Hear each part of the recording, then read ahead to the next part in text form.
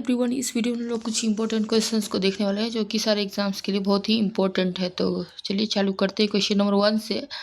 Question number 1 है, which of the following is the feature of Alzheimer's disease. Alzheimer's disease का कौन सा जो है मेन फीचर है। तो इसमें देख लीजिए बहुत सारे ऑप्शंस हैं, early memory loss, recent memory loss और recent and past memory loss या फिर ग्लोबल मेमोरी लॉस। तो इसमें जो होता है आपका recent and past memory loss होता है अल्जाइमर्स डिजीज। नेक्स्ट क्वेश्चन देखते हैं। नेक्स्ट वन है, culture media is sterilise by which of the following method. कौन से मेथड से कल्चर मीडिया को हम लोग स्टरलाइज करते हैं। फर्स्ट है autoclaving, boiling, hot air oven और आयोनाइजिंग रेडिएशन। तो कल्चर मीडिया स्टरलाइज होता है आपका ऑटोक्लेविंग से। ऑप्शन ए राइट होगा। नेक्स्ट वन है, when an infant is vomiting uncontrollably, ठीक है, it is important for a nurse to assess which complication। अगर कोई बच्चा बहुत बार वोमिटिंग कर रहा है तो क्या कॉम्प्लिकेशन हो सकता है जिसको हम लोग को एसेस करना चाहिए। एसिडोसिस, अल्कोलोसिस, हाइपोकैलेमिया और हाइपरकेलेमिया। तो इस कंडीशन में होगा रिकरेंट वोमिटिंग है तो अल्कोलोसिस जो है वो बच्चे में हो सकता है, जो कि हम लोग को एसेस करना चाहिए। नेक्स्ट वन है, neonate of diabetic mother is at risk for which of the following accept. तो एक डायबिटिक मदर का बच्चा है तो उसमें क्या चीज़ नहीं होने का चांस है, देख ले एक्सेप्ट वाला क्वेश्चन। और ये एक्सेप्ट वाला क्वेश्चन बहुत सारे एग्जाम में, खास करके इग्नू के एग्जाम में बहुत ज़्यादा पूछे जाते हैं। तो आप लोग क्वेश्चन को पूरा पढ़ा करिएगा, ठीक है, और उसमें एक्सेप्ट देख लिया करिए या नॉट कहीं पे घुसा हुआ हो। तो इस सब टाइप के क्वेश्चंस को आप लोग ध्यान से पढ़ेंगे, ठीक है। तो इसमें बोल रहा है कि कौन से बच्चे में जो डायबिटिक मदर का बच्चा है उसमें कौन सा जो है रिस्क नहीं हो सकता है। तो फर्स्ट है हाइपोग्लाइसीमिया, हाइपोकैल्सीमिया, हाइपरग्लाइसीमिया, हाइपरबिलिरुबिनिया। तो ये जो है हाइपोग्लाइसीमिया, हाइपोकैल्सीमिया, हाइपरग्लाइसीमिया हो सकता है, बट हाइपरबिलिरुबिनिया जो है डायबिटिक मदर का बच्चा में नहीं होने का चांसेस रहता है। नेक्स्ट है case finding in RNTCP. RNTCP जो है टीबी के ट्रीटमेंट के लिए जो है उसमें केस फाइंडिंग किस पे बेस्ड होता है। Sputum culture, sputum microscopy, x-ray chest, Mantoux test या पीसीआर। तो ये बेस्ड होता है आपका स्पुटम माइक्रोस्कोपी पे आरएन टीसीपी का ट्रीटमेंट, ठीक है। नेक्स्ट वन है, which of the most common cause of blindness in India. India में सबसे ज़्यादा जो ब्लाइंडनेस का कॉज है वो क्या है। Cataract, trachoma, refractive errors, vitamin deficiency. तो ये है आपका cataract, most common cause of blindness in India. Next है, which vaccine is contraindicated in pregnancy. Pregnancy में कौन सा जो है आपका वैक्सीन जो है कॉन्ट्राइंडिकेटेड होता है। तो ऑप्शंस देख लेते हैं। ऑप्शन है rubella, diphtheria, tetanus and hepatitis. तो प्रेगनेंसी में जो वैक्सीन कॉन्ट्राइंडिकेटेड है वो है आपका रूबेला। जो लाइव वैक्सीन होता है वो सारा मना रहता है प्रेगनेंसी के ड्यूरेशन में। नेक्स्ट है, which of the following is the commonest side effect of copper T. Copper T लगाने का सबसे ज़्यादा साइड इफेक्ट क्या है। पेन है, ब्लीडिंग, परफोरेशन या इक्टोपिक प्रेगनेंसी। तो मोस्ट कॉमनली जो कॉम्प्लिकेशन देखने को मिलता है साइड इफेक्ट वो है आपका ब्लीडिंग। नेक्स्ट वन देखते हैं। क्वेश्चन नंबर 9 है, while planning nursing process for a patient who is at risk for suicide, which of the following is the priority area for providing care। अब कोई patient है जो कि सुसाइड कर के रिस्क पे है तो हम लोग को क्या सबसे ज़्यादा प्रायोरिटी में रखना चाहिए। स्लीप, न्यूट्रिशन, सेल्फ स्टीम या सेफ्टी।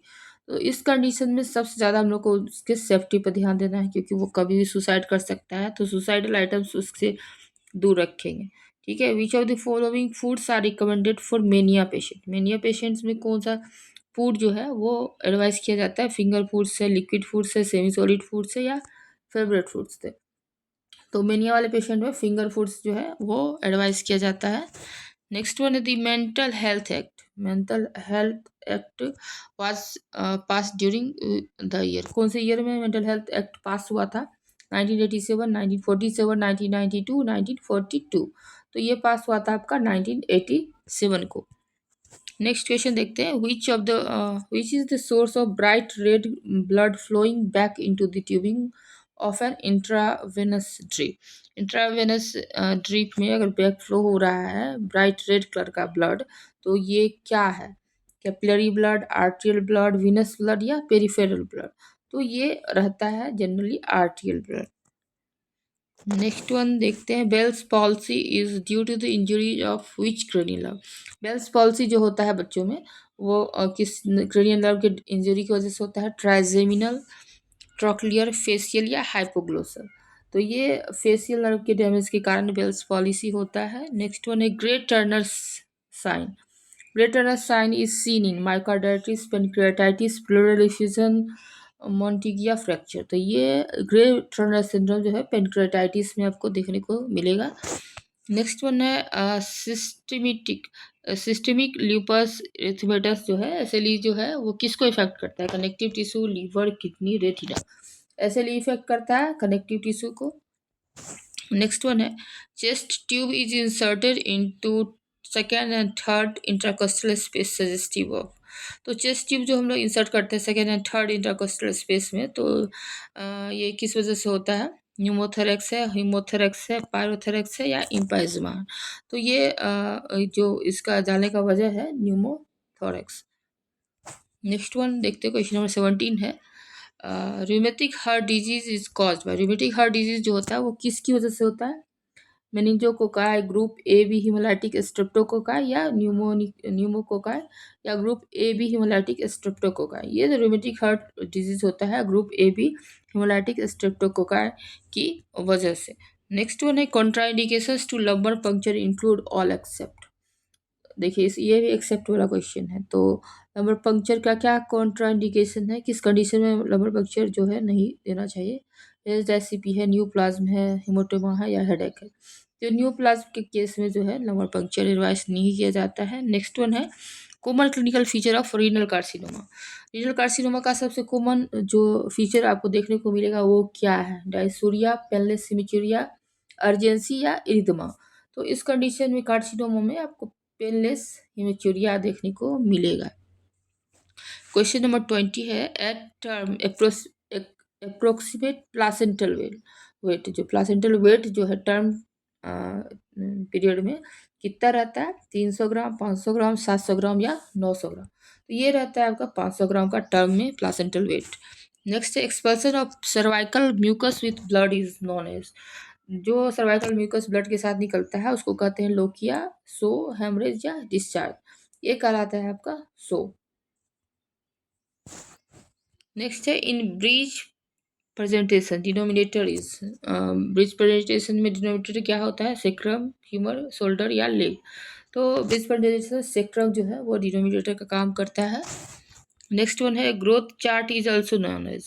ग्रोथ चार्ट को और हम लोग किस नाम से जानते हैं? New Ballard scale, road to health chart, Apgar score या फिर जीसीएस स्कोर?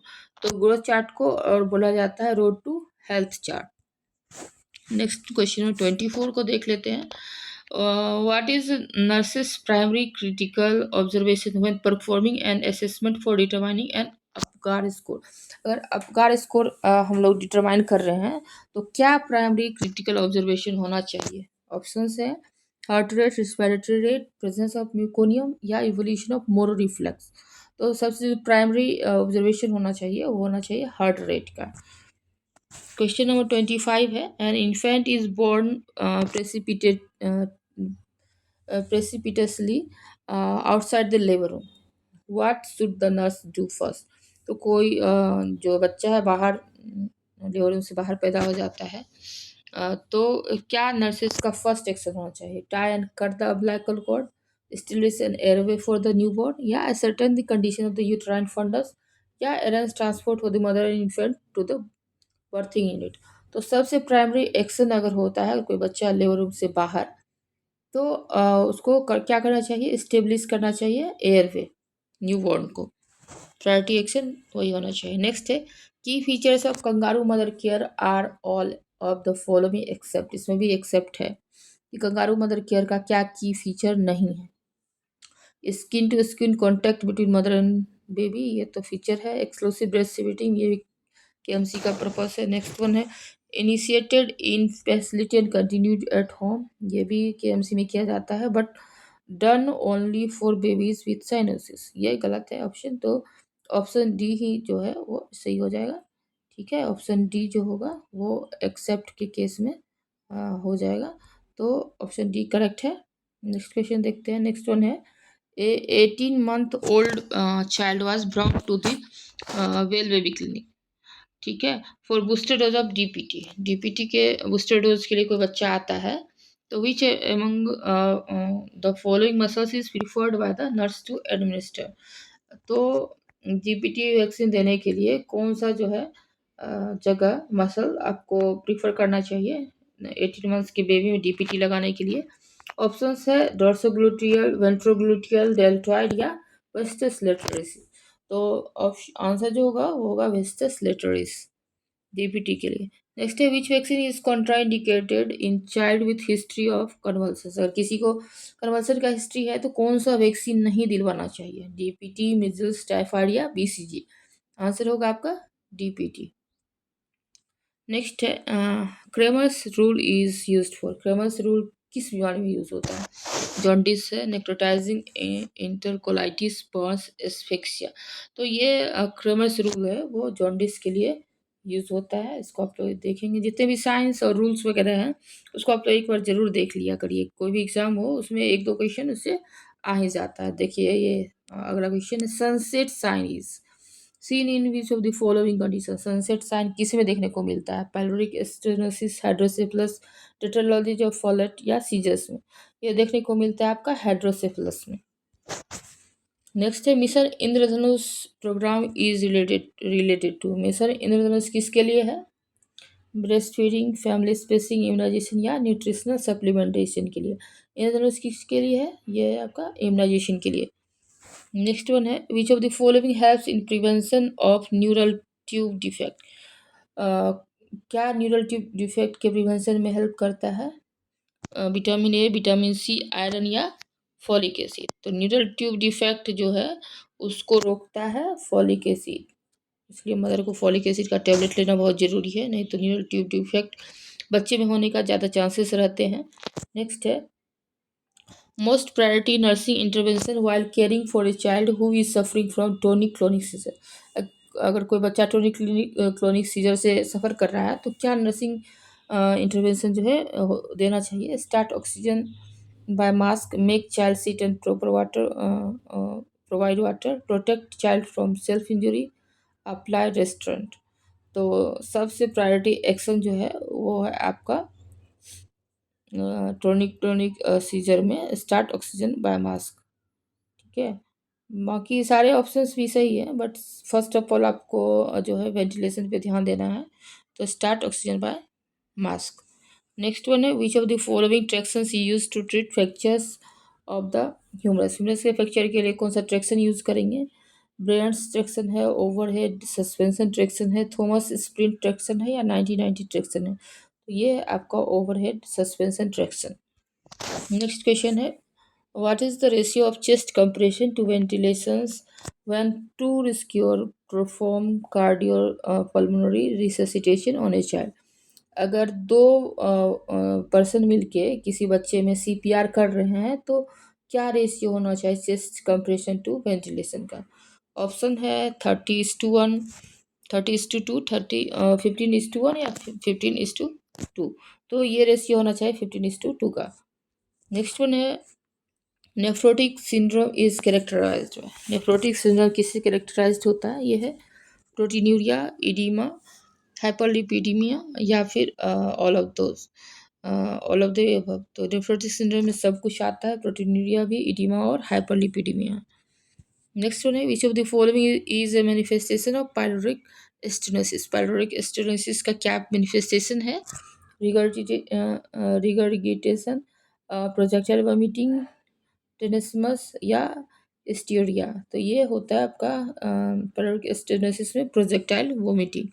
नेक्स्ट वन है, which nerve injury leads to wrist drop. Wrist drop जो होता है वो कौन से नर्व इंजरी की वजह से होता है? एक्सिलरी है, अल्नर है, मीडियन है या रेडियल है? तो ये रेडियल नर्व के डैमेज की वजह से होता है। नेक्स्ट वन है, which of the following can not be corrected bye dialysis. Dialysis से क्या सही नहीं हो सकता? एलिवेटेड क्रिएटिन सही हो जाएगा, हाइपरकैलेमिया भी सही हो जाएगा, एनीमिया नहीं हो पाएगा क्योंकि एनीमिया से डायलिसिस का कोई रिलेशन नहीं है।